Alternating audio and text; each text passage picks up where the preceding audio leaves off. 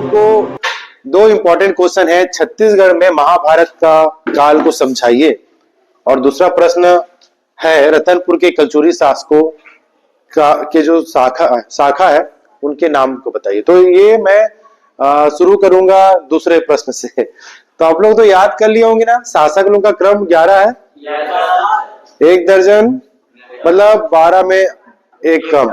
अब याद होना चाहिए कि कलचुरी वंश का अंतिम राजा जो था प्रतापमल था, और प्रथम जो वास्तविक संस्थापक था कलिंग राज था। इनके बीच में राजाओं के नाम आपको याद होने चाहिए। किसी को याद हुआ?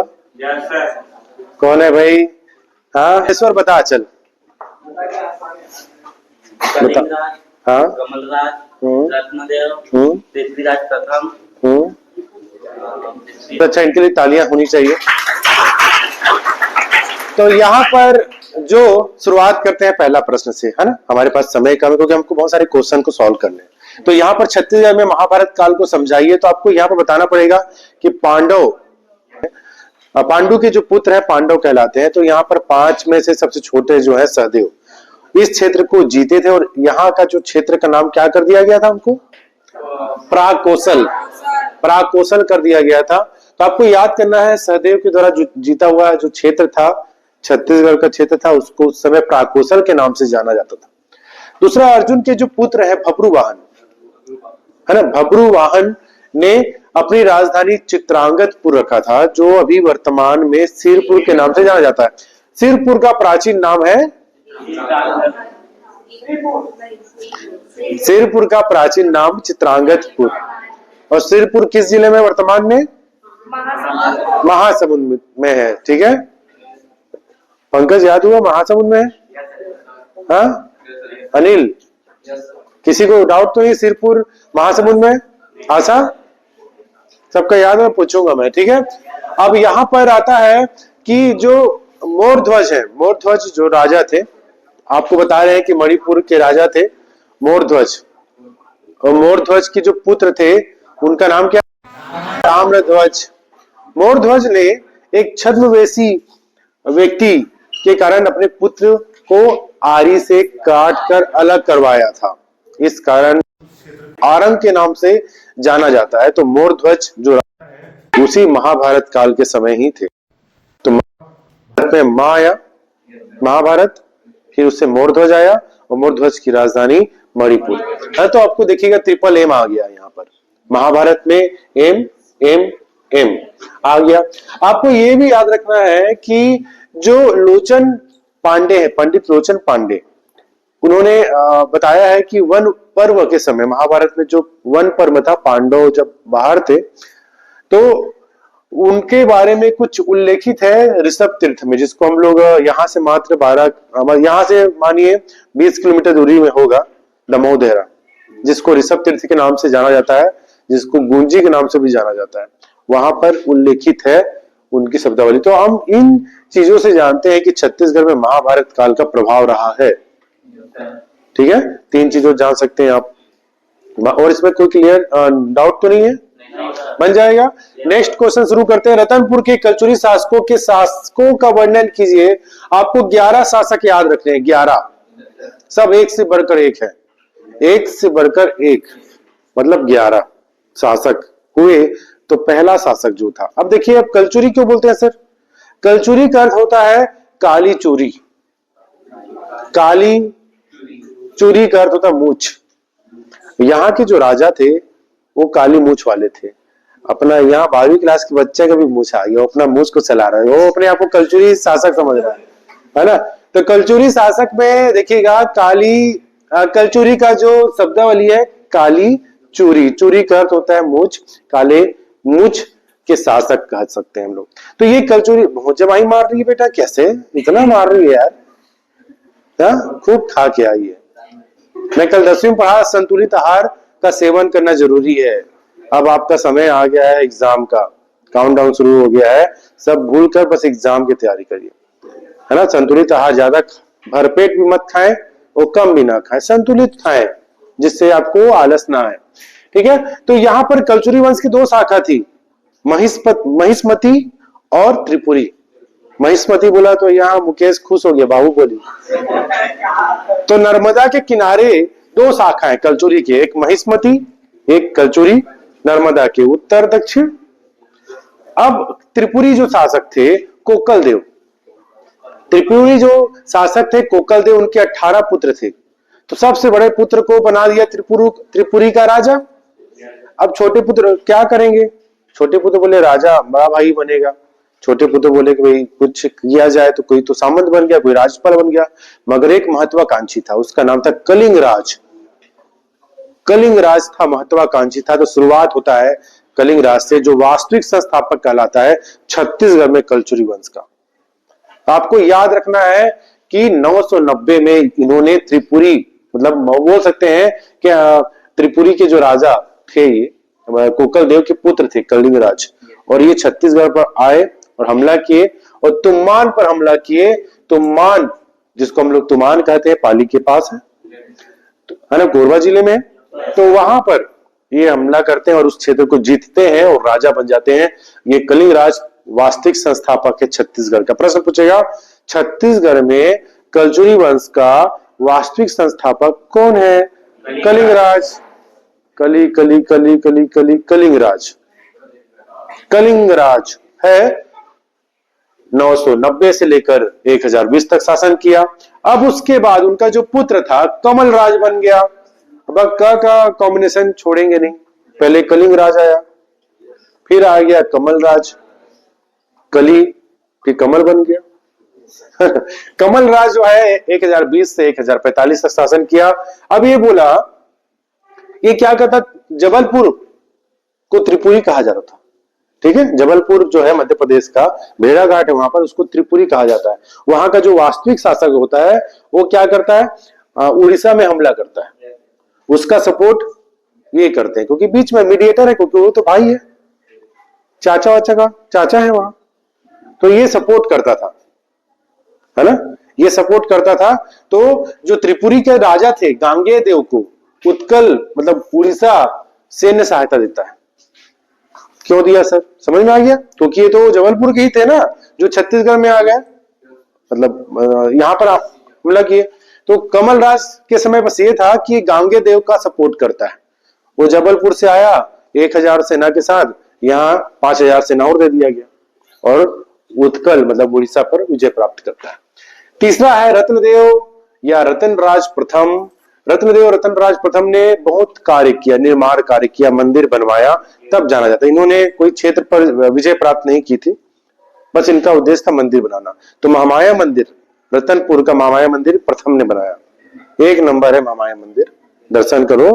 प्रथम प्रथम प्रथम रत्न, क्योंकि आगे कंफ्यूजन ना हो, रत्नराज प्रथम जो है वो महामाया मंदिर बनवाए थे। तो याद करिएगा ये क्या करते हैं, रत्नदेव या रतनराज प्रथम, एक याद कर लीजिए। तो इन्होंने क्या किया, पहले जो राजधानी तुमान थी, तुमान से बदल के इन्होंने रतनपुर को राजधानी बनाया। क्लियर? तो रतनपुर को राजधानी बनाने वाले पहले राजा कौन थे? रतनदेव। रतनपुर रतनदेव। अब इन्होंने निर्माण कार्य करवाया, बहुत सारे तालाब बनवाए, महामाया मंदिर का निर्माण कराया, और इनका जो विवाह होता है नोल्लल से होता है। नोल्लल कहाँ है? मतलब दक्षिण भारत में केरल के आसपास जो कोमुमंडल है, कोमुमंडल जिसको हम लोग कोरोमंडल भी बोलते हैं, उस शासक, उनका नाम था वज्जुक या वजू वर्मा की पुत्री नोनल्ला से होता है।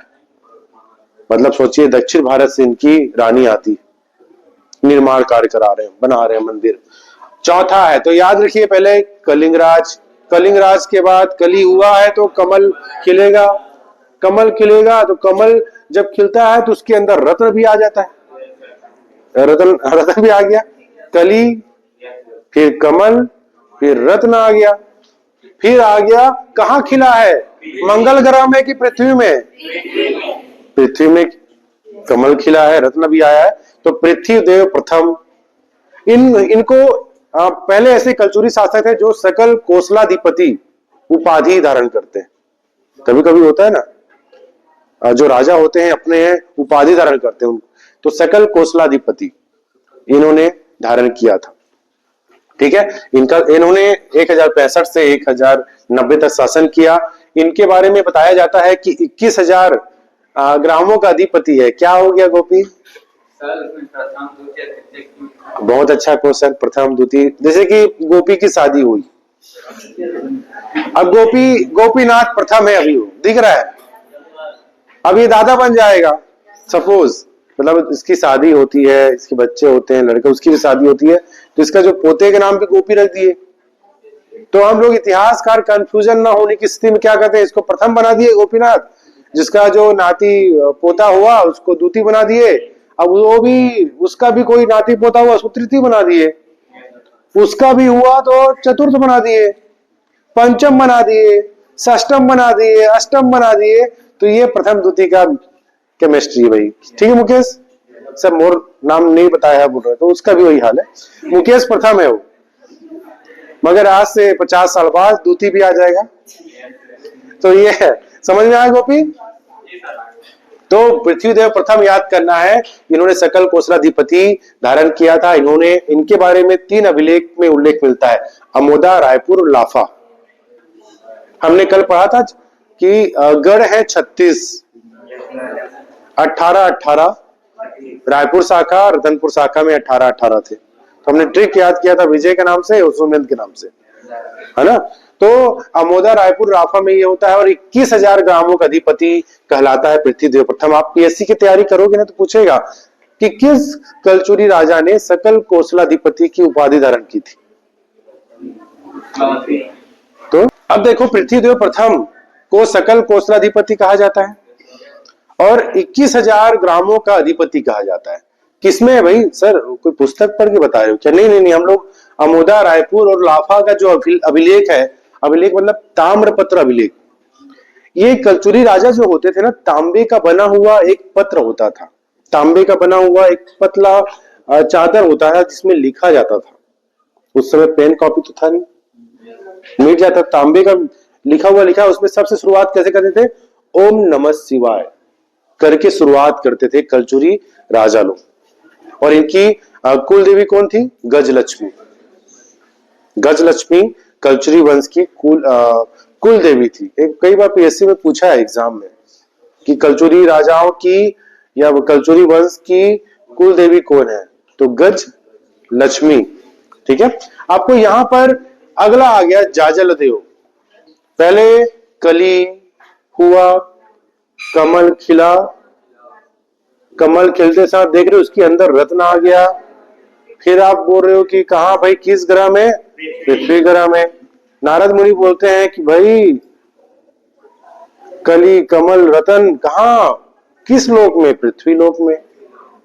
अब खिला, फिर उसके बाद उसको तोड़ लिया गया, फिर जा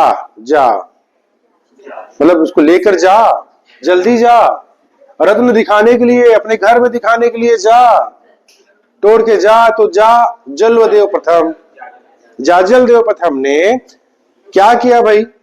जाजलदेव प्रथम ने जांजगीर शहर को बसाया था, इनके नाम से जांजगीर, है ना। ठीक है, तो आपको याद करना है 1095 से 1120 तक थे जाजलदेव प्रथम, जो थे काफी अधिक पावरफुल थे।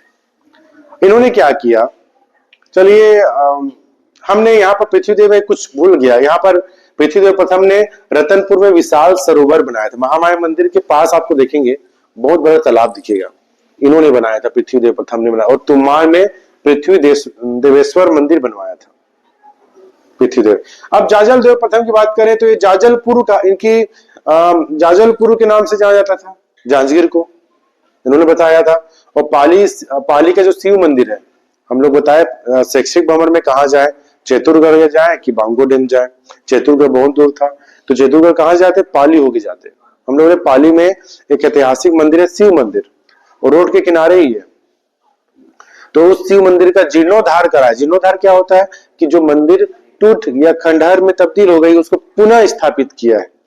तो जाजलदेव ने वही किया, नया मंदिर नहीं बनाया, उसका पुनरुत्थान किया, उनका जीर्णोद्धार किया पाली का शिव मंदिर का। और बताना है कि जाजलदेव के बारे में कहां वर्णन मिलता है? रतनपुर के अभिलेख में मिलता है। इनके सेनापति थे जगपाल देव, बहुत इंपॉर्टेंट। जगपाल देव ने बहुत सारे क्षेत्रों को जीता था, बहुत सारे क्षेत्रों पर इन्होंने कब्जा किया था। उस समय राजा नहीं जाते थे, सेनापति गए, वो आपकी पुस्तक में दिया है, कम से कम 7-8 प्रकार के क्षेत्रों को जीता था जगपाल देव, जो कि सेनापति था जाजल देव का। और ये जाजल देव का जो सेनापति था वो छिंदक नागवंशी राजा, छिंदक मतलब बस्तर का जो राजा को बंदी बना था, उसका नाम था सोमेश्वर। कौन से कलचुरी राजा ने छिंदक नागवंशी राजा सोमेश्वर को बंदी बनाया था? जाजल देव। ठीक है राजनंदी, जाजल देव ने क्या करवाया था? सोमेश्वर को बंदी बनाया था। बस्तर का राजा था, राजा को बंदी बना दिया। सेनापति था जगपाल देव। क्लियर हुआ? कमल को लेके जा रहा है, किसके पास? रतन देव के पास जा रहा है। द्वितीय बता रहा है, और प्रथम तो कमल के अंदर खिला, द्वितीय तो खिल गया, रतन देव के पास जाता है। ठीक है, तो रतन देव द्वितीय जो है, इन्होंने क्या किया? अपने आप को स्वतंत्र घोषित कर दिया। पहले क्या था? जबलपुर का जो त्रिपुरी शासक था उसके अधीन काम करते थे। पहले चाचा भतीजे काम करते थे। उड़ीसा में हमला करना है तो सपोर्ट कर दिया, सेना भेज दिया कमल राज ने। अब ये चाचा भतीजे नहीं रहे, अब बोले कि मैं इस क्षेत्र का मालिक मैं हूं, मोर पर्ची में मोरे धान जाही। अब कोनो चाचा भतीजा नहीं। तो ही सेम होता है। रतन देव द्वितीय क्या करता है? अपने आप को स्वतंत्र घोषित कर देता है कि मैं छत्तीसगढ़ का कलिंग राज का स्वतंत्र, मतलब स्वतंत्र राजा। तो रतन देव द्वितीय ये है। और ये उसी समय त्रिपुरी का जो राजा था गया कर्ण, वो हमला करता है कि अपन आपला स्वतंत्र घोषित करा था, चल भाई हाथ हो। तो इनके बीच युद्ध होता है, मगर कुछ कारणवश वो भी वही, ये भी वही, मतलब स्वतंत्र रूप से पूरी तरह से रत्नदेव जो होता है कलचुरी वंश का राजा रहता है। अब अनंत वर्मा को परास्त करता है, जो कि गंग वंशी राजा को परास्त करता है रत्नदेव द्वितीय। तो पावरफुल था। अब इसके बाद जो हुए वो अयोग्य होते गए। अब एक बार तो दुश्मनी मोड़ ले लिया, बोला कि मैं ही बॉस हूं छत्तीसगढ़ का, मगर बस 2 ही लोग चले। मगर ये बोला कि नहीं, मैं आपका सपोर्ट करूंगा, सहयोग करूंगा, तो लंबा देर तक चला। मगर बोला कि रत्नदेव नहीं, मैं यही का रत्न हूं, मेरे पास कमल हासिल हो गया है ना, पावर। ठीक है। अब आ गया पृथ्वीदेव, फिर से पृथ्वी भाई रत्नदेव के पास आया, कमल आया, वो गिर गया पृथ्वी में, है ना। पृथ्वीदेव द्वितीय आया, कुछ नहीं किया। फिर आया जाजल देव द्वितीय आया, जिसके बारे में मल्हार शिलालेख में होता है। और ये त्रिपुरी के राजा जयसिंह को परास्त करता है, क्योंकि इसका नाम अपने दादा के नाम पर पड़ता, परदादा के नाम पर, तो ये भी जयसिंह को परास्त कर देता है। तो ये शासकों के बारे में आपको जानना है। अब आता है जगत देव, मतलब 9वां नंबर आ गया जगत देव का। ये इसके बारे में खरोद के शिलालेख में बढ़ना होता है। देखिए रत्नदेव पृथ्वी में गिर जाता है, फिर जला दिया जाता है, दाह संस्कार हो गया उसका। कमल उसके हाथ में मिला, बेहोश हो गया, चक्कर हो गया, क्योंकि उतना पावर को संभाल नहीं पाया वो, है ना। क्यों गोपी? वो गिर गया जमीन में, फिर उसको जला दिया गया। फिर जगदेव, है ना, अब उसको जलाने जैसे गया, फिर वो जग गया। यार अरे यार, अभी तो गिरा था यार, फिर जग गया। जगदेव हुआ, खरोद शिलालेख में हुआ। फिर बोला कि मेरा जगह है, मेरा रत्न कहाँ गया, रत्न कहाँ गया? अरे यार, फिर से रत्न की बात कर रही है। तो रत्नदेव तृतीय आ गया, जिसको गंगाधर समझते थे, मतलब गंगाधर शक्तिमान। तो गंगाधर ब्राह्मण जो थे, इसके समय में प्रधानमंत्री थे। रत्नदेव तृतीय के समय गंगाधर नाम का ब्राह्मण रत्नदेव तृतीय के समय प्रधानमंत्री था और बहुत कार्य किया। फिर अंतिम आया प्रतापमल। प्रतापमल के बारे में बहुत सारे अभिलेख मिलते हैं, पेंट्री वन में, कोलरी में, पन्नवी बिलाईगढ़ में। तो इस प्रकार से 11 शासक है छत्तीसगढ़ में कलचुरी वंश का। तो काफी इंपॉर्टेंट है, तो हम लोग इसको क्रम से याद कर लेते हैं। पहले कली से क्या है? कलिंग राज। कली, कमल आया, कमल के अंदर क्या निकला? रत्न आया। किस ग्रह में? पृथ्वी प्रथम आ गया वहां पर, पृथ्वी में आया फिर तोड़ के जाजलदेव प्रथम आ गया। फिर उसके बाद क्या आ गया? फिर रतन देव के पास मिला, अरे मिल गया, तो फिर वो चक्कर खा के पृथ्वी में गिर गया, मतलब पृथ्वी देव आ गया। फिर जलाने लगे तो फिर वो जग जाता है, फिर वो ढूंढता है कि मेरा रतन कहाँ गया, मेरा रतन कहाँ गया, तो फिर प्रताप मल हो जाता है। तो इस तरह से 11 क्रम है, इसको याद रखिएगा। और भी इंपॉर्टेंट क्वेश्चन है जो आते हैं 6 नंबर के, इसको याद रखिएगा। छत्तीसगढ़ में कलचुरी वंश के संस्थापक कौन है? कलिंगराज हो गया। और किसने महामाया मंदिर को बनवाया था? रतन देव प्रथम ने। रतनपुर शहर को किसने बनवाया? बताइए। जांजगीर शहर को किसने बसाया? जो उड़ीसा में हमला किए उसकी सहायता इन्होंने की थी। ठीक है, तो आप त्रिपुरी के राजा का नाम बताओ।